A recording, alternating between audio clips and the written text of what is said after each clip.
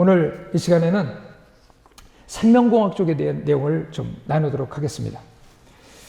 자, 여기 지금 이제 우리가 빅데이터, 그 다음에 인공지능, 그리고 네트워크, 그 다음에 이제 이 생명공학에서 어떤 변화가 있는가. 지금 이 생명공학에서의 변화가 유전자 합성이나 변화는 유전자 교정은 법적으로 못하게 만들었어요. 미국도 법적으로는 안 돼요. 우리나라도 그렇고. 그런데 유전자 기술이 지금 어느 정도까지 발전했냐면 가위 기술이라고 이렇게 얘기해요. 컷 앤 페이스트, 영어로 그렇게 얘기해요. 뭔지 이해하시겠죠? 문서를 이렇게 작성하다가 이 뒤에 있는 문서를 이만큼 컷해가지고 여기다 갖다 붙였으면 좋겠어. 그럼 컷 앤 페이스트 해버리면 붙잖아요, 가서. 그죠? 유전자를 지금 그렇게 한다니까요. 그래서 유전자를 컷 앤 페이스트 하고 있어요, 지금. 출생 이전에 유전 정보를 바꿔가지고 유전병을 원천 봉쇄시키는 거예요. 그러니까 탈모가 많은 데는 머리가 빵빵하게 나오게 하고, 위장 안 좋은 데는 위장 튼튼하게 하고, 머리 안 좋은 집은 IQ 한 250 되게 만들고, 어차피 늦을 거 150, 170 나오게 할 필요 없잖아요. 한 100 정도 그냥 확 늘려가지고 해버리면 되지. 그 다음에 허리 척추가 약한 집은요, 척추 강하게 하고. 근데 여기서 더 발전한 게 뭐냐. 우리는 근육을 만들기 위해서 운동을 하잖아요. 근데 근육이 생기지 못하도록 하는 그 부분을 자르고 근육이 계속 생활하는 대로 자라도록 하는 이걸 집어넣으면 먹고 생활만 하는데도 그냥 식스팩에 뭐 다 나오는 거예요, 이게. 그래서 원래 시작은 불치병 치료부터 시작을 했는데 이것이 지금은 아예 그냥 유전자를 변형시키는 쪽까지 이렇게 가고 있습니다. 그래서 생명공학의 이 변화에서요, 세 번째는 유전자 관련 비즈니스 모델이 지금 쏟아져 나와요. 그래서 일루미나라는 회사가 있는데, 미국에 있어요. 캘리포니아에 있는데, 제가 그 회사를 간판을 보고 지나간 거 기억이 있었거든요. 근데 저게 일루미나가 뭔가 그랬더니 지금 와서 보니까 유전자 편집 기술을 가진 회사예요. 캘리포니아에 있고요. 그 다음에 세계 최대 유전자 분석 장비 제조업 기업이에요. 그래서 여러 종류의 그 암 발생 가능성도 다 알아내고, 그 다음에 $1,000 이하로 유전자 해독이 가능하다는 거예요. 굉장히 싸졌어요, 이제. 그러면 유전자 이 교정이란 그런 무엇인가? 생명체를 구성하는 조직의 최소 단위, 세포잖아요. 근데 이 세포가 있고, 그 다음에 유전 정보를 인위적으로 바꾸는 것이 유전자 교정입니다. 그러니까 예를 들면, 머리 좋게 하는 거, 눈 좋게 하는 거, 그 다음에 다리 근육 좋아갖고 우사인 볼트처럼 뛰게 만드는 거, 그 다음에 이 어깨와 이 가슴과 이쪽 근육은 뭐 바디빌더에서 최고 상을 받은 사람 이상 가게 만드는 거. 그리고 지금 어느 정도까지 실질적으로 개발이 됐냐면 유전자를 이제 교배를 해가지고요, 염소하고 거미의 유전자를 갖다 염소에다 집어넣어가지고 염소에서 젖을 짭니다. 이 젖을 짜면 젖이 나오잖아요. 그럼 거미줄이 나올까요? 근데 그 우유에서 뭘 추출했냐면 그 거미줄 같은 걸 추출해요. 그래서 그것을 가지고 방탄조끼를 만들면 가장 가볍고, 그래서 실질적으로 만들어요. 그래서 인공 거미줄 섬유는 방탄복을 만들 수 있을 만큼 강철보다도 강하다고 그래요. 이런 소재들이 지금 나오고 있습니다. 지금 현재는 대량 생산 안 되는데 이미 성공은 했어요. 그리고 미국에서는 이제 유전자 변형시키는 거 이런 거를 특허를 내고 합법적으로 하려고 했더니 인간 유전자는 특허 대상이 아니다. 기업이 인간 유전자에 대한 특허권을 소유할 수 없다고 판단하고, 연방대법원은 DNA는 자연의 산물이며 그것은 단순히 분리되어 있다는 이유만으로 특허 대상이 될 수 없다고 밝혔습니다. 그럼 유전자 조작에 대해서는 면역세포로 백혈병을 치료하기도 하고 이미 임상실험을 성공했다는 사실이에요. 그리고 영국 의료진이 유전자 조작 기술을 이용한 맞춤형 면역세포 항암제를 세계 최초로 인체에 적용해 백혈병에 걸린 1살짜리 아기를 극적으로 회복시켰다는 사실이에요. 네, 이런 일들이 지금 일어나요. 그리고 이제 일본에서 나온 내용인데요. 환자의 암과 간염 치료막에 사용되는 인간 인터페론을 함유한 알을 낳는 닭이 이제 알을 낳는 거죠. 근데 달걀 한 개에 인터페론 함유량이 30에서 60mg에 달한다는데요. 이것을 먹으면 암이 낫고 그러는 거예요. 근데 시중 판매가가 얼마냐? 6천만 엔 한 해. 그러니까 우리나라 돈으로 6억입니다. 예. 닭을 키워도 그런 닭을 키우시기 바랍니다. 알도 많이 나라고 그러지 마세요. 돈 필요할 때마다 하나씩 나라. 그 일주일에 하나씩만 놔줘도 괜찮겠죠? 그렇게 지금 유전자를 통해서 이루어지는 이 일들은 이렇게까지 지금 발전을 하고 있어요. 그러니까 이제 그러면 이런 닭을 키우는데 엄청난 농장을 만들고 돈을 엄청 투자해야 됩니까? 그건 아니잖아요. 이건 뭐예요? 그거에 대한 아이디어와 기술 가지고 있고요. 그 다음에 닭이 있으면 되는 거예요. 그럼 뭐가 있으면 돼요? 컷앤페이스트 하는 기술만 있으면 되는 거예요. 그 집에서 그냥 부지런히 썰고 이렇게 해서 이거 하는 거 훈련 똑같다는 거예요. 어렵지 않다고 얘기합니다. 자, 그러면 이런 내용들을 보면서 우리의 기독교적 가치관, 도덕, 윤리에 부합할 수 있는가? 이제 저는 이 관점에서 이거를 좀 보고자 합니다. 기술의 문제가 아닌 신앙, 진리, 윤리, 규범, 법, 제도의 문제. 중요한 문제죠. 자, 그러면 4차 산업혁명 시대에 기도하기 위한 제목들, 질문들인데 이거를 한번 우리가 놓고 기도하자는 거예요. 그 대신 4차 산업혁명 시대나 지금 이루어지고 있는 이 시대에 대한 내용은 분명히 우리가 인지를 하고 있어야죠. 첫 번째, 교회와 성도는 어떻게 무엇을 하기 원하시는가? 하나님의 음성을 들으라는 거예요. 하나님께서 나에게 지금 무엇 하기를 원하시는가? 세상이 이렇게 바뀌는데 지금 우리 학생들에게는 하나님이 그럼 앞으로 미래에 하나님 비전을 받을 때 뭐 교수 될래요, 의사 될래요, 뭐 그렇게 하지 마세요. 이제 없어지는 직종 가운데 하나가 교수입니다. 대학이 없어지잖아요, 또 많이. 그래서 어떤 초등학생이 이 다음에 커서 뭐가 될래? 그랬더니 저 교수 되고 싶어요. 그랬더니 무슨 교수? 인문학 교수요. 그러니까 야, 그때 가면 그 교수 없을 텐데.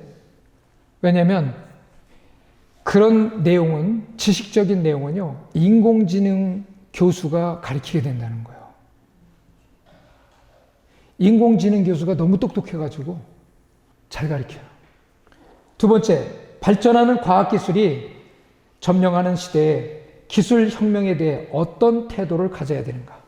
뭐 기술이 발전될 때 이거를 갖다 마귀적이다 뭐 이것만 얘기하지 말고, 지금 여러분들이 만약에 인공지능이나 이런 거에 대해서 거부 반응이 있다면요, 여러분 지금 가지고 있는 핸드폰이고 뭐고 다 버려야 됩니다. 쓰면 안 돼. 우리 어떤 태도를 가져야 되는가? 세상을 정복하라고 그러셨는데 이것도 하나님 앞에 질문하는 거예요. 하나님은 답 주실 거예요. 하나님이 이 세상 발전되는 것보다 하나님이 역사의 주관자시니까 그거보다 조금 앞서갈 수 있는 지혜를 좀 주세요. 그걸 정복할 수 있는 능력을 주세요. 이런 그 주님 앞에 위대한 기도를 드리면서 하나님 말씀 붙들고 나가면 창조주 하나님께서 반드시 거기 그런 사람을 세울 거예요. 이제는 뭐 지혜 주세요, 좋은 학교 들어가게 해주세요, 수능 점수 더 나오게 해서 이거 가지고 이제 하지 말고 이제 그 차원을 좀 넘어서라는 거죠. 세 번째, 사업하는 성도들에게 성경적인 가르침과 비전을 어떻게 가르칠 것인가? 지금까지 살아온 대로 열심히 기도하시면 됩니다. 이렇게 얘기할 거예요? 아이고, 또 열심히 기도하다 보면 하나님 또 문제 풀어주시겠죠. 그럴 거예요? 주님께 어떤 지혜와 전략을 받아서 순종해야 할 것인가? 여기에 대한 분명한 질문을 가지고 있어야 됩니다. 그러면 4차 산업혁명 시대에 기도하기 위한 이 질문들이 우리에게 있습니다.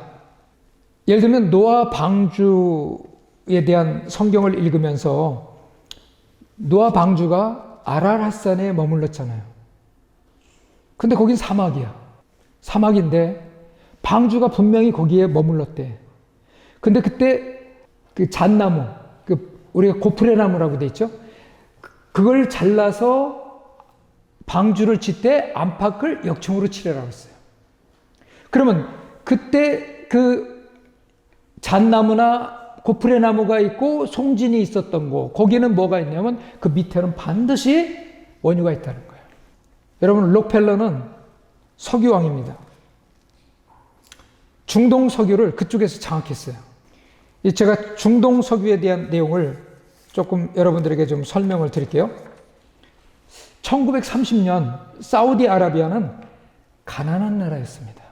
그래서 그럼 그 사우디아라비아 왕은 뭐 갖고 살았냐? 메카가 있어요, 거기. 메카 순례객들이 와서 내는 헌금으로 왕실을 유지합니다. 그 당시에 왕이 1930년도에 왕이 이브라는 사우디 왕이었어요.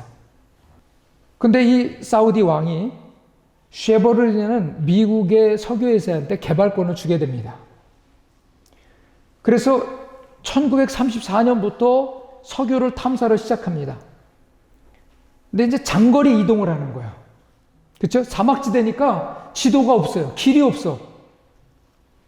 근데 미국 사람들은 차를 가지고 움직였잖아요. 차를 가지고 움직이면 이 사람들은 하루에 어디서 동북쪽으로 몇 킬로, 몇 마일 이렇게 딱딱 숫자로 나오잖아요. 그렇죠? 여러분 어디 가면 정확한 거리 나오잖아요.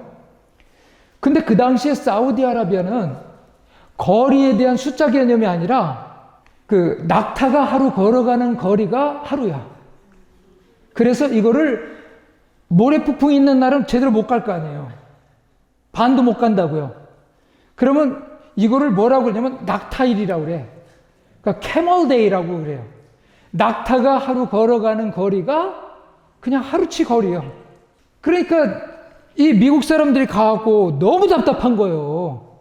정확한 거리가 이렇게 딱딱 나와야 되는데 낙타일로 계산하니까 어느 날은 좀 멀리 가고 어느 날은 짧게 가는 거예요. 그래서 이제 비행기를 가지고 이들이 다니면서 탐사를 착수했는데 쉐보론 탐사팀은 비행기를 가지고 들어와서 비행기를 타고 다니면서 탐사를 시작합니다. 2년간 탐사를 했는데 1936년 첫 시추에 실패를 합니다. 4개의 구멍을 뚫었는데 기름이 안 나오거나 나와도 너무 조금 나와가지고 별 쓸모가 없어요. 비용은 너무 많이 들어갔습니다. 미국서 모든 장비와 모든 걸 다 갖고 들어온 거예요. 사우디는 장비가 없는 거예요. 심지어는 식자재까지 다 미국서 다 수송해 갖고 왔어요. 근데 쉐브론은 당시 미국 경제 대공황으로 유가가 떨어지기 시작하고 이제 비용 때문에 포기하려고 고민을 합니다.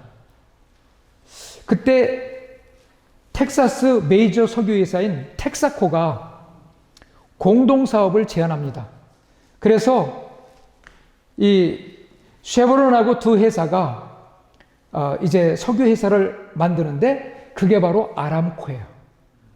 아람코라는 회사는 아라비안 어메리칸 오일 컴퍼니라는 뜻이에요. 한국도 여기서 30%의 석유를 수입해서 쓰게 됩니다. 그런데 이 그 석유 회사가 시간이 지나면서 사우디 아라비아 그 국왕이죠. 왕이 모든 걸 다 통치하니까 국왕 소유로 다 넘어가게 됩니다. 왜냐하면 미국에 지금 셰일가스가 나오잖아요. 그러니까 수입할 이유가 없는 거예요. 나 넘겨주고 나니까 사우디아라비아가 어떻게 했냐, 아람코를 세계 주식시장에 상장을 해버렸어요. 언제? 작년 연말에. 뉴스 들어보셨어요? 지금 여러분 이 스토리들이 전부 이렇게 연결되는 거예요. 그래갖고 지금 이 주식의 그 총 액수가 어느 정도로 크냐면 애플보다 커요. 엄청난 거예요. 근데 왜 국영 석유회사를 주식시장에 내놓으면 그건 국영회사가 아니잖아요. 주주 거지. 왜 그걸 했느냐고 하니까 뭐라고 얘기했냐면 석유로 돈 벌 수 있는 시간은 앞으로 최장시간 잡아서 10년 이상 잡을 수가 없습니다. 빨리 돈 모아가지고 그 다음 거 우리가 해야 됩니다 하는 거예요. 그 다음 거 해야 됩니다. 무슨 얘기인지 아시겠죠? 근데 저는 그걸 이해를 하는 게 미국에 가면 대학원 좋은 대학 있죠. 아주 귀족 대학이라고 그러는데 학비 비싸고 그 다음에 귀족들이 많이 오는 대학들이 있어요. 그 대학에는 사우디 왕과 자녀들이 없는 데가 없어요. 다 들어가 있어요. 거기 와서 왕자 공주들이 다 공부합니다. 그런 걸 다 배워갖고 가는 거예요. 미래에 대한 것을 미리 어떻게 될 것인가 이거를 느끼고 배우고 어떻게 계획할 수 있는 그런 능력들을 다 갖춰갖고 가는 거예요. 그리고 인맥도 가져가고. 그러니까 그런 전략을 내놓는 거죠. 그래서 우리는 이제 앞으로 이 사업들이 어떤 방법으로 이루어질 것인가. 여러분, 이 아람코 석유 생산량은 전 세계 10%라고 그래요. 사우디아라비아가. 하루에 1,000만 배럴을 생산하고요. 하루 매출액이 1조 원이래요. 2030년 비전을 실현시키기 위해서 주식시장에 내놨다는 거예요. 앞을 보는 겁니다. 자, 그러면 또 하나 이제 말씀을 드리면 4차 산업혁명 시대에 기도하기 위한 제목들 가운데 이스라엘이 유전지대 발견한 거 아시죠? 지금 석유 생산하는 거 아시죠? 이 석유를 생산하게 된 동기는 성경에서 비롯됩니다. 러시아에서 이스라엘로 이민 온 사람 중에 토비아 러스키라는 청년이 있었어요. 근데 이 사람은 대학에서 지구 물리학을 전공했어요. 그 석유회사 근무하다가 이제 이스라엘로 왔는데 성경을 읽다가 이 성경 구절 하나를 발견합니다. 그 성경 구절이 신명기 33장 24절이에요. 아셀에 대하여는 일렀으되 아셀은 아들들 중에서 더 복을 받으며 그의 형제에게 기쁨이 되며 그의 발이 기름에 잠길지로다. 근데 다른 그 중동 나라 중에서 다른 나라는 다 기름이 나는데 이스라엘만 기름이 없는 거예요. 그래서 이스라엘이요, 저 남미 쪽, 그 다음에 저 북부 아프리카, 그 다음에 저 북유럽 이쪽에서 석유를 사다가 쓰는 거예요. 왜? 주변은 전부 적이니까 기름을 안 주는 거예요. 기름값이 비싸. 전기값도 비싸. 근데 이 토비아 러스킨이 회사를 세워가지고 이 말씀 붙들고 그 다음부터 석유 탐사 시작합니다. 석유 탐사 시작하면서 드디어 석유가 터지기 시작하는데 그 석유 매장량이 너무 엄청난 거예요. 그 지중해 쪽인데 거기에 지금 한두 군데가 아니에요. 그리고 그 석유 양이 지금까지 있었던 어떤 것보다도요. 근데 사우디아라비아가 그렇게 많이 매장되어 있는데 거기하고 거의 비슷해요. 그래서 지금 석유 수출합니다. 석유 수출국이에요. 완전히 바뀌었어요. 미국 지금 그렇게 됐죠. 지금 보세요. 지금 아셀 지파 위치가 해변가예요. 그쪽 지역에서 탐사해서 성공한 거예요. 그 석유 매장량에 대해서 제가 수치를 사우디아라비아가 2,650억 배럴이에요. 사우디아라비아가 그 석유 매장량이 2,650억 배럴. 근데 이스라엘이 발견한 석유 매장량은 2,500억 배럴이에요. 그럼 차이가 없어. 뭐 갖고 했어요? 하나님 말씀. 여러분, 성경에는 너무 자료가 많아요. 에디슨이 전구를 발명합니다. 뭐 갖고 했냐? 빛이 있으라 하심에 빛이 있었고, 분명히 그러면 빛이 있으라 하심에 빛이 있었고 스위치 올리면 빛이 나야 되는데 그거 놓고 기도한 거예요. 전구 발명했어요. 지금 성경에는 앞으로도 발명하고 발견할 수 있는 게 너무 보화가 너무 많은 거예요. 지금도 숨겨진 보화가 너무 많아요. 오늘 여러분들이 4차 산업혁명 시대에 어떻게 기도할 것인가 이 부분을 같이 들으면서 지금 우리가 살고 있는 이 시대를 특이점, 올라가든지 추락하든지 둘 중에 하나라고 그랬죠. 근데 1859년에 A Tale of Two Cities라는 두 도시 이야기라는 책을 쓴 분이 있어요. 찰스 디킨스라고. 그분이 쓴 책 중에 가장 핵심되는 내용을 잠깐 소개합니다. 다 같이 한번 읽어보실까요? 최고의 시절이자 최악의 시절이었다. 지혜의 시대였고 어리석음의 시대였다. 믿음의 시대였고 불신의 시대였다. 빛의 계절이었고 어둠의 계절이었다. 희망의 봄이 있었고 갈망의 겨울이 있었다. 우리 앞에 모든 것이 있었고 우리 앞에 아무것도 없었다. 우리 모두 천국으로 가고 있었고 우리 모두 반대 방향으로 가고 있었다. 1859년에 쓴 책인데 오늘날 이 시대를 이야기하는 것 같아요. 느낌이. 최고의 시절입니다.